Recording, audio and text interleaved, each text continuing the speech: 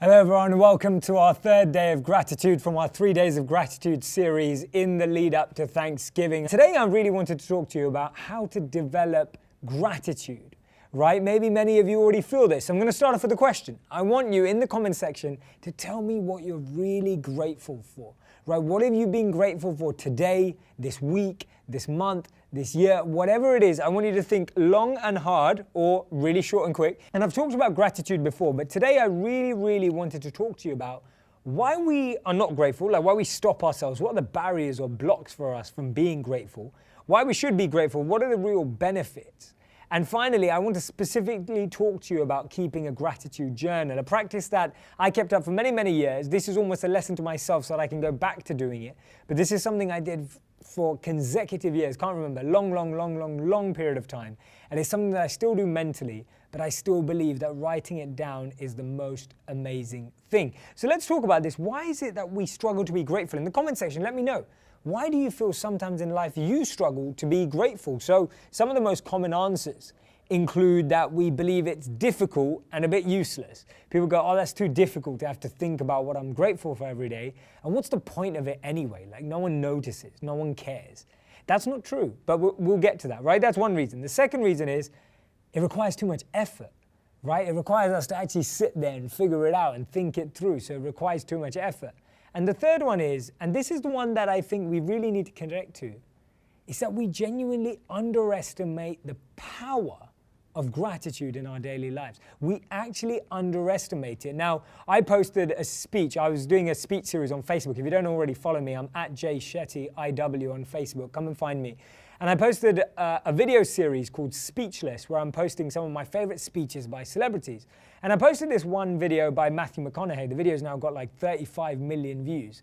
And in that, he says this phenomenal statement, and he says that it's a scientific fact that gratitude reciprocates, right? It's a scientific fact that gratitude reciprocates. And if you really unravel that, and that's what we're going to be doing today, we really underestimate the power that gratitude can actually have in our lives. Balvina says, we don't see the simple things in life to be grateful. Balvina, that's exactly what Oprah said. Oprah was saying that in the change from 1996 to like 2012 in her career, she was making more money, her business was progressing, she started up her own TV network, all of this great stuff was happening. But she felt that she was losing sight of the little things in her life. That's why she started keeping a gratitude journal. Some of the most successful people we look at today keep gratitude journals. Another reason why we struggle with gratitude is because we've surrounded ourselves with people who complain. And sometimes we are those people who complain, right? If you're not nodding, it's you. We complain. And we're surrounded by people who complain. So we complain so much that all we see is challenges and negatives. See, when you focus on problems, all you get is more problems. And when you focus on possibilities, what you create is more opportunities. And that's true because it's all a matter of focus, right? Whatever you focus on is what you amplify. And we're doing that every single day with our thoughts. We're doing that every single day with what we share with our friends. So being around complainers is something to watch out for. And that's something sometimes we can't get out of. That's where we've got to find this space to keep our own gratitude, a gratitude space, a gratitude journal. Next one, happiness dependent on external factors. When we start keeping a gratitude journal, we start becoming grateful for things we observe rather than things we expect, right? When we expect things, that stops us from being grateful because usually people aren't living their days so that they can live up to our expectations. They're living their days so that they can live up to their expectations. And when our expectations aren't met, we feel ungrateful because we feel that someone or something is not living up to our standards. And that's why having happiness based on anything external is a recipe for disaster because we'll always be let down. Whenever we want something outside to make us feel good, we'll always feel limited and ungrateful. And now the third one is that we have this do more, have more, be more syndrome, which is great. Ambition is great. But part of that is being grateful for the fact that you can even have ambition. Right, being grateful for what's already been given to you. When you're moving forward at a great pace and you're achieving things you never thought you would, you've got to take a moment to be grateful for what you've been given. because that's giving you the opportunity to build. Peace, love, energy, divine, 100%. If we do not appreciate what we presently have, we will never appreciate more. That's so true. And this quote I put out, if you're grateful for what you have, you'll be given more to be grateful for. One of the biggest challenges we have with gratitude is we postpone it. We say, when I get £1 million, I'll feel grateful. When I have all my family in one place, I'll feel grateful. When I have this, I'll feel grateful. We postpone, delay, push back, right? We make a scenario, an ideal scenario that we expect, that we want, that will make us feel grateful. But recognize this. The point we're making is that whatever we have is not enough, and we're looking for something else to feel that. Whereas, scientifically, if we feel grateful for anything we have, then we'll feel grateful. So if you're grateful for $1, you're grateful for $100, you're grateful for $1,000, you're grateful for $10,000, you're grateful for $100,000, you'll be grateful for $1 million. It doesn't work that you'll only be grateful for $1 million, because when you have the $1 million, you want $1 billion, right? There's a different mindset. That gratitude mindset is the one that you want to tune into. So start tuning out of postponing gratitude and start tuning in to feeling gratitude in the moment you're in right now. Harrow, I don't have to chase extraordinary moments to find happiness. It is already there in the small, beautiful day-to-day moments. We just need to open our eyes. It's so true. It's so true. Because I was posting this the other day, that I was looking at from a hospital study, the regrets of people. And their top regrets was, I wish I hadn't worked so hard. I wish I'd had the courage to express my feelings. I wish that I'd let myself be happier. I wish that I'd stayed in touch with my friends. And I wish I'd had the courage to live true to myself, not life others expected of me, right? Simple things. None of those things are complicated. None of those things are about moving forward with ambition. It's those simple, connected things. Susan said, the best part of journaling, especially gratitude journals, is going back and reading, especially on the day you are struggling. You start to realize that so many things open up. I couldn't agree more, right? Imagine having a book that you start writing today, Thanksgiving this year, and you write it every day for the next 365 days. And next year, 2017, on Thanksgiving, you open it up and you look at what you were grateful for. Imagine how many things you can add up every single day that you're grateful for, and imagine what you can reconnect to. So now I wanted to give you some ideas of how to keep an effective gratitude journal. These are from my own reflections, my own experiences, my own practice of keeping one. So I'm going to be sharing some stuff that I hope you can connect with. And I wanted to make this session less about the science. I will mention some scientific studies, but less about the science and more about the practice. I think everyone tuned in right now is convinced, right? It's a scientific fact that gratitude reciprocates. I think you're with me on that. So I want to help you deepen your practice. Now, gratitude journals are something I recommend you keep at least once a day or once a week, at the very least once a week, right? Once a week is great. If you can do once a week, ideally on a Sunday, fantastic. If you can do once a day, ideally before you go to bed, fantastic, right? Those are the two kind of recommendations I have. That's the best way to keep it. And in this gratitude journal, people are like, well, what does it mean? You know, what does it look like? You know, it can just look like this. Like, it just has to be a notebook. It doesn't have to be like this. It doesn't have to be a specific style of book, right? It can just be any notebook with lined paper. But you want something that stays in one place. Now, people often ask me, can I keep a gratitude journal electronically? Absolutely fine.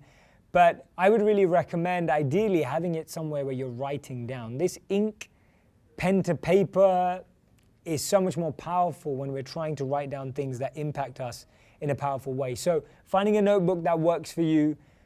If you want to do it electronically, if that's the only way, Evernote on your phone as an app or just in notes on your phone, absolutely fine too. But remember, once a week or once every day. Now, what do you do when you open up that book? You open up that book, do you have to write Dear Gratitude Journal? Do you have to write Dear Diary? No, you don't, right? This is how I recommend keeping it going, keeping it regular. So what I recommend is doing this 15 minutes before you go to sleep. This is also a great way of disconnecting from your phone, right? How many of you are on your phones at least in that gap 15 minutes before you go to bed, right? If that is you, this is a great way of substituting that last 15 minutes, moving away from your phone screen and starting to keep a gratitude journal. I recommend doing it before sleep because it does two things. lets you sleep better because you've been allowed to offload your thoughts, you've gone to sleep with positive thoughts, you've banked them away, and at the same time you wake up with these positive affirmations. You wake up with the feeling that you went to sleep with. And you can also think about what you were grateful for that day. Kristen says, this is something I want to practice with my students. It will build a sense of community amongst them. Totally true, Kristen. Definitely recommend it with young people. Why does spirituality give rise to grateful behavior, says Nitin? One of the reasons is because we know that gratitude exists across all spiritual paths. It's one of those principles. When I had Doug Abrams in here about, I don't know, a month or 6 weeks ago, he talked about the book he wrote, the Book of Joy, with the Dalai Lama and Desmond Tutu. And he was saying that they talked about how happiness and joy is unlocked through feeling grateful. So gratitude is like a pillar in every single spiritual path. Now, this is how to actually write a gratitude journal. It's a way of making it simple. Write 5 things that you're grateful for that day or that week, right? At least 5. Now, the interesting thing about gratitude is that it should be specific and it should be genuine, right? There's no point of writing down just general stuff. Like, if you haven't genuinely felt grateful for the fact that you have oxygen, now we should all feel grateful that we have air to breathe, but if you don't genuinely connect with that, don't write it down, right? If you don't genuinely connect with the fact that you have clothes to wear and a house, don't write that down because you want to try and make it genuine. So 5 things that you're genuinely grateful for and be specific. So you may be, I'm grateful for my partner because he or she makes me breakfast. I'm grateful for my job because it's paying me enough for me to live my life. You know, I'm grateful for whatever it is, and make it specific and genuine. Don't just say, I'm grateful for my mom. I'm grateful for my family. I'm grateful for my dad. Don't leave it like that. Because the more specific you get, the more you're wiring and tuning your brain into noticing these subtle things, observing these subtle things. So write down top 5 things that you're grateful for. You can start with material things if that helps, and then move into more subtle, more invisible things after on. That's generally the way people do it, right? Does that make sense? So I want you right now, if you can, to make a list of the top 5 things that you're grateful for. Write them down in the comment section if you like. Remember, be as specific and as genuine as you can. Those are the 2. Promise me, or at least try, that for once a week, once a day, you'll keep that gratitude journal. 5 things that you're grateful for. Genuine, specific. That's the criteria. Now, the next 5 things. I want you to write down 5 things every day, or these may be more every week, that you want to learn to be grateful for. See, we all have things that happen in our life that feel like curses, that feel like things are going wrong, that feels like things are falling apart, that makes us feel like everything's just crumbling, right? So you can't feel grateful for everything in a specific and genuine way straight away. That's just total nonsense, right? If something bad just happens to you, if you just lost your job and I'm like, oh, just be grateful for it, you'll just be like, well, that doesn't make any sense. Like, how do I just be grateful for that? So I get that, right? If someone just broke up with you, just ended a relationship, and someone goes, oh, just be grateful for that. I get that. It's not as easy as that. So what I'm saying to you is write down every week 5 things that you want to learn to be grateful for. What you're doing is you're planting an intention, you're planting a seed that you want to grow when you say that. The problem with most of us, or the challenge with what we do, is that we never plant that seed. We just feel bitter about something. And if we don't plant that seed, it never happens. I'll give you an example. If you walk into a room and it's already dark, and you say, I don't want to turn off the lights, and you're stubborn, no, I'm just annoyed that it's dark, what's going to happen? You'll trip over. And that's what we do. In dark times, if we just get bitter, right? If we don't turn on the lights, if we don't become grateful, if we don't embrace these things, we will just stumble more and more and more. And that's why it's so important that in these times, we actually realize and recognize that what are the things we need to learn to become grateful for and plant that seed rather than plant the weed of bitterness or anything else, right? Really think about that. What are the 5 things you want to learn to be grateful for in a specific and genuine way? Right now, they don't feel genuine. Right now, you don't know specifics, but how can you start becoming grateful? Kimberly says, maybe I can do this with a couple of friends. Is it a good idea to share your journal? Great question, Kimberly. I recommend this as a practice you do personally. And if you are going to do it with someone else, do it with someone that you really trust.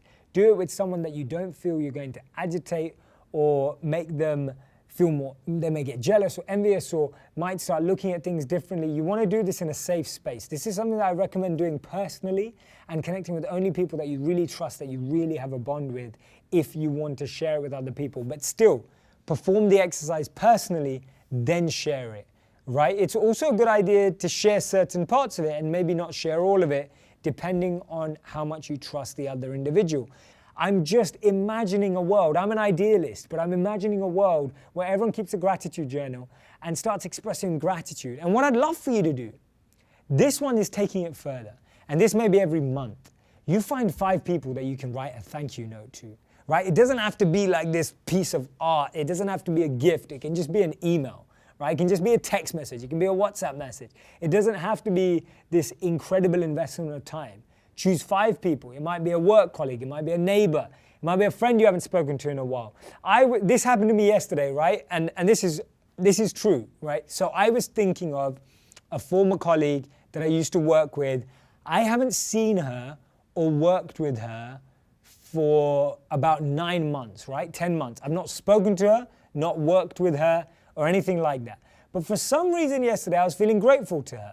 I was feeling grateful to her because I remember at the last day at one of my previous jobs, she came on my last day with a handwritten card and chocolates to say, Jay, I hope you do extremely well. Good luck for your new journey, etc., etc., etc. Just this gesture. She'd taken out time out of her day to come from another location, to come to me, to give me this card, to give me the chocolates, just say good luck for everything.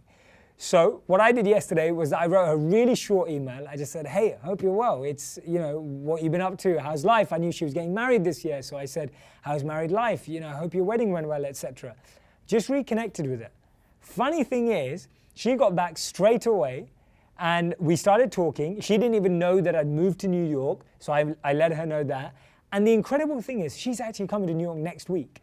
Now, and we're going to meet up, and I'm going to say hello to her and meet her husband as well. And I was just thinking, imagine if I didn't send that. That wouldn't have happened. And it's incredible that it happened at this time. And I'm really looking forward to seeing her now because I've got such good memories of what a friendly, important person and colleague she was at that moment in my journey. So people are powerful. If you can find 5 people this week, this month, this year that you can just write to, remember, it doesn't have to be the biggest gift in the world. It can be something very, very simple as a gratitude note. I promise you it will make a massive difference in their life.